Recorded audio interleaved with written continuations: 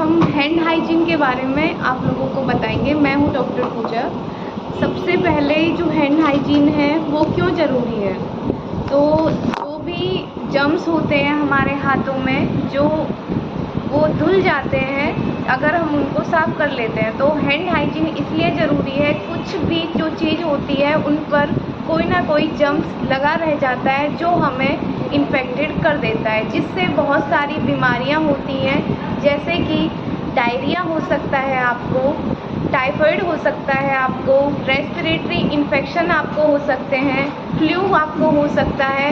और इतना ही नहीं, अपने सबने कोविड-19 जो था उसमें भी कोरोना वायरस जो था वो भी फ्रीक्वेंट हैंड वॉशिंग से ठीक हो सकते हैं, तो उसमें भी कोरोना वायरस भी जो फैलता है।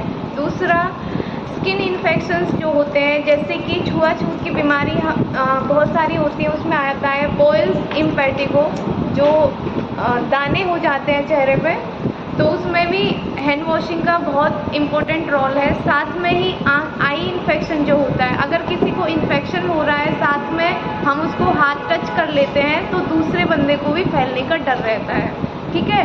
और एक है हेपेटाइटिस ए। हेपेटाइटिस ए भी अगर आप अच्छे से हैंड वॉश नहीं करते हैं तो हो जाती है, क्योंकि उसमें फीकल कंटामिनेशन होता है, उसकी वजह से हेपेटाइटिस ए होती है।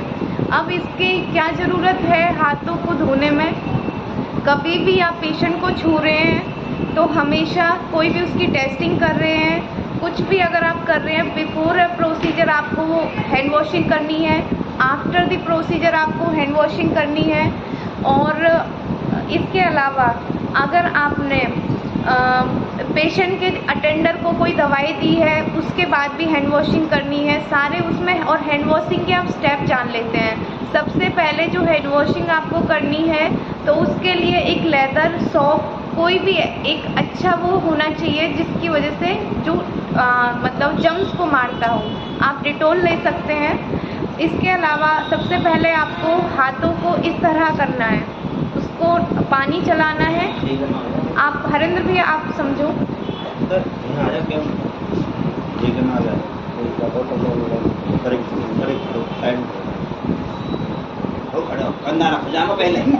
आप बताओ। सबसे पहले आपको टैप चलाना है और पानी आएगा तो उसमें आपको इस तरह करना है। फिर उसके बाद जो दूसरा स्टेप है उसमें आपको ये पाम टू पाम आपको करना है।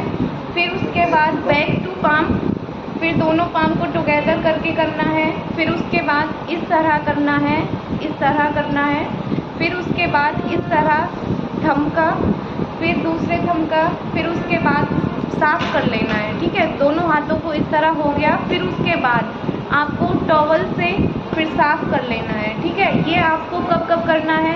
कोई भी सुबह से शाम तक जितनी बार आपने पेशेंट को छुआ है, उसको दवाई दी है, उसकी टेस्टिंग करी है, कोई भी आपने प्रोसीजर किया है, पेशेंट के अगर पास भी गए हैं तो भी आपको हैंड वॉश करनी है। साथ में अगर आप खाना खाते हैं, खाना खाने से पहले हैंड वॉशिंग करनी है, खाना खाने के बाद में हैंड वॉशिंग करनी है, ठीक है। आज के लिए इतना ही। Thank you for listening everyone.